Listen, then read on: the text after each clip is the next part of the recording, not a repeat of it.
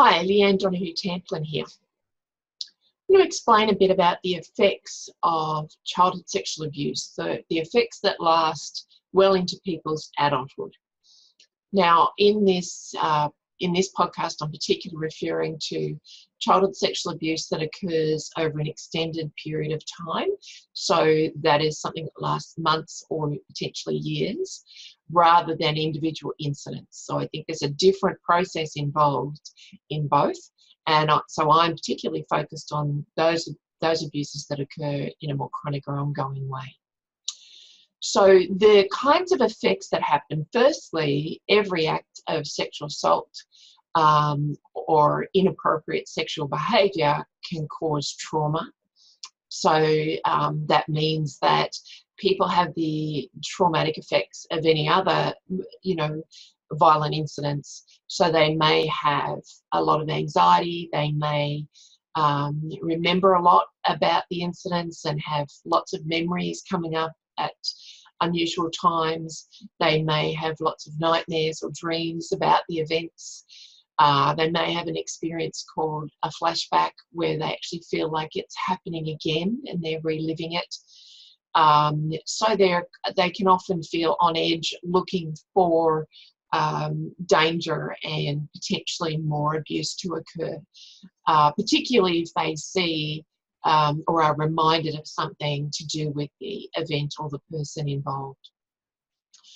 They will, because of the grooming process or the training process involved with childhood sexual assault, they will frequently blame themselves for the abuse. And so they will look at different things that happened and say, well, if I hadn't done this, it wouldn't have happened. And really blame their bodies, blame who they are, blame, a whole lot of things about themselves for how it continued to happen. Blame themselves even for not speaking up about it, which is, quite a terrifying thing to do as a child or a young person being sexually abused. But regardless, as an adult, you can look back and say, well, why didn't I? They can also have relationship problems. And, that can mean that because of the fact that they have difficulty trusting people because they've had such a terrible relationship with this person, or, they just may feel afraid of people and kind of see them as danger as opposed to some safety from a relationship. They may hate themselves and hate their bodies and resent everything about who they are. They may feel dirty. They frequently feel disgusting. They often hate the memories or talking about the abuse and feel really uncomfortable talking about it because they feel that it says something about them and who they are. This can often lead to things like self-harming or eating disorders.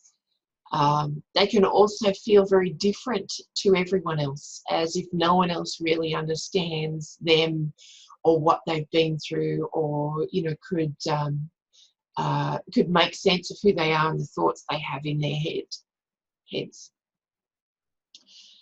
So I need to point out that the effects on, what affects one person doesn't affect someone else at all. And so the variety of effects that people have, so within all those different types of things, there are different degrees of those things. So, people can have quite extreme of one type of effect and almost nothing of another. Some people have very little effects on them at all long term. Others, they're struggling with a lot of effects and a lot of difficulties to try and recover from the abuse. It's a terrible thing to expect children to deal with these types of events and to come away from it without psychological scars. And then as adults, then trying to pull that apart is a really challenging process. And people will often have to work for many years in trying to recover from the impact of childhood sexual abuse. I suppose what I would like others to do is to recognise the courage and the strengths of survivors of childhood sexual abuse, not to see them as different in a negative way, but to see them as courageous, strong, determined people that have suffered enormous trauma and continue to work through that to get a better life. Right, thanks for listening, and I'll talk to you again soon.